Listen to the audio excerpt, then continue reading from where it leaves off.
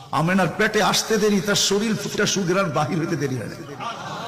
আমেনা যখন ঘরের থেকে বাহির হইতে পারতো না, কেননা আরবের প্রচলন ছিল বিধবা মহিলা কোনোদিন খুশবু লাগাইতে পারবে না, বিদায় আমেনা ঘরের থেকে বাহির হইতো না। কিন্তু বাহির না হইলে কি হবে, খুশবু তো আর কোনো জায়গায় আবদ্ধ রাখা যায় না। সুগ্রাণ চতুর্দিকে মক্কায় ছড়াইতে শুরু করছে সুগ্রাণ। সবার নাকে যখন যাইতে শুরু করছে, তো মক্কার ভিতরে কানাঘুষা শুরু হয়ে গেছে। আব্দুল মুত্তালিবের পুত্রবধূ বিধবা, সে সুগ্রাণ লাগায় তো লাগায় কি করে?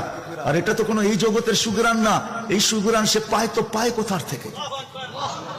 আব্দুল মুত্তালিব জিজ্ঞাসা করছে, বেটি নাক কান তো কাটা গেল, আমি সর্দার, যেদিকে যাই সবাই আমার দিকে তাকায় কেমন ভাবে জানি।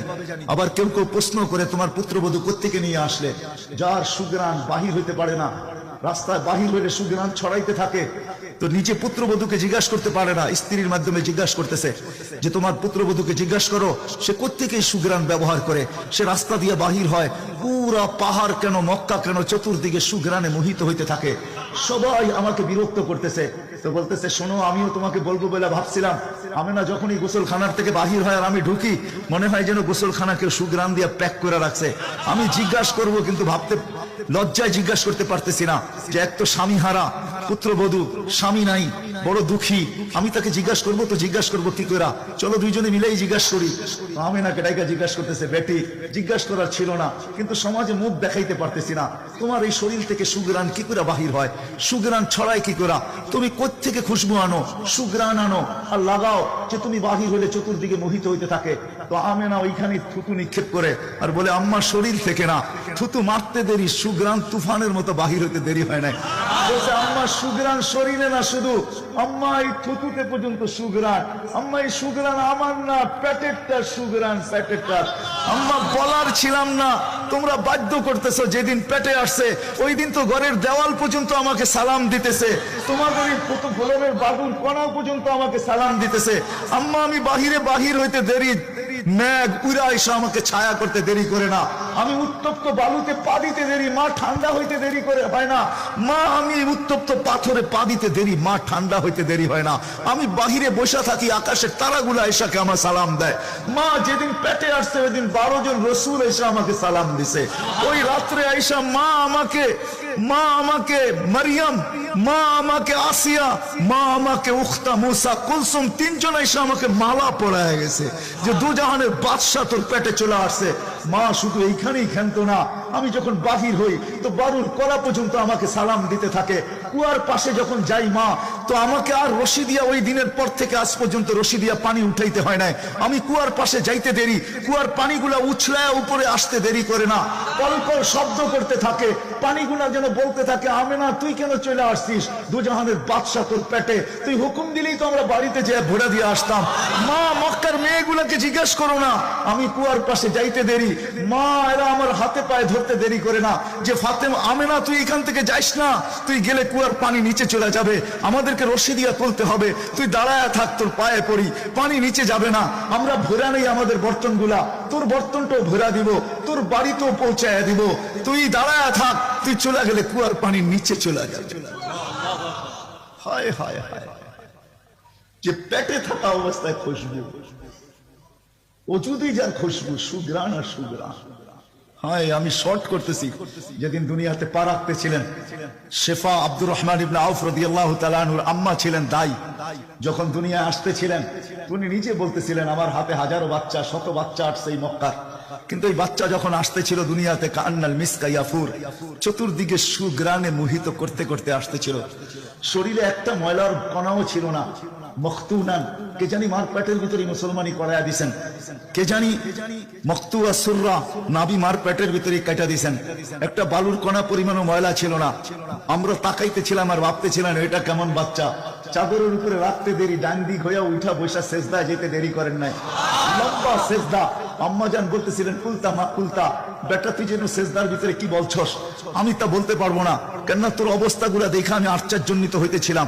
তারপরে সেজদার থেকে যখন আত্মায়াতের চূড়াতে উঠা বসছে, শাহাদত আঙ্গুলি উঠাইতে দেরি, সুবে সাদেকের সময় ছিল, চতুর্দিকে অন্ধকার ছায়া ছিল, বলে তুই শাহাদত আঙ্গুলি উপরের দিকে উঠাইতে দেরি, তানাব্বারাতি দুনিয়া কুল্লা, সমগ্র জগৎটা যেন আলোতে আলোকিত হয়ে গেছে।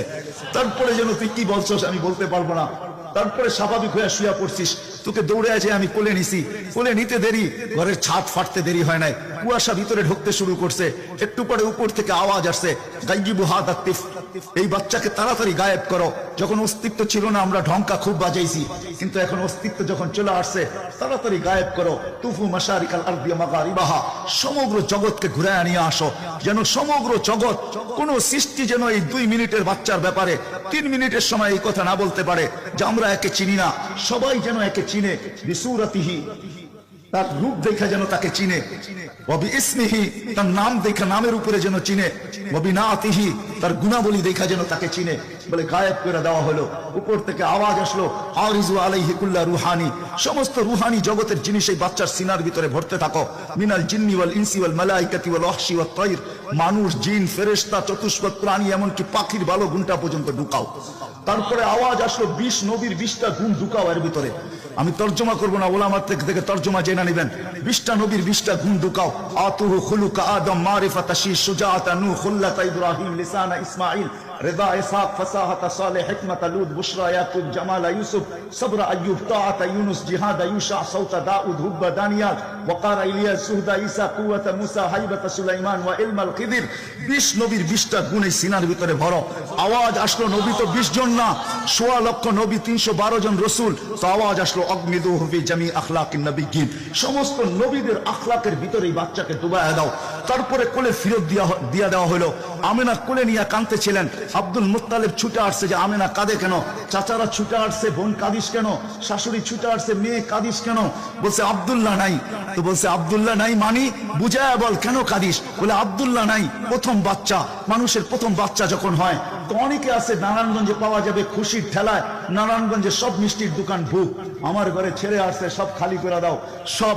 আব্দুল্লাহ নাই, খেলনা নিয়ে আসে, ডের বানায়া দেয়, আব্দুল্লাহ নাই, কে খেলনা আইনা দিবে? তো আল্লাহ কানে কানে বলতেছে, আমেনা, আব্দুল্লাহ খেলনা আনলে আর কিসের খেলনা আনবে?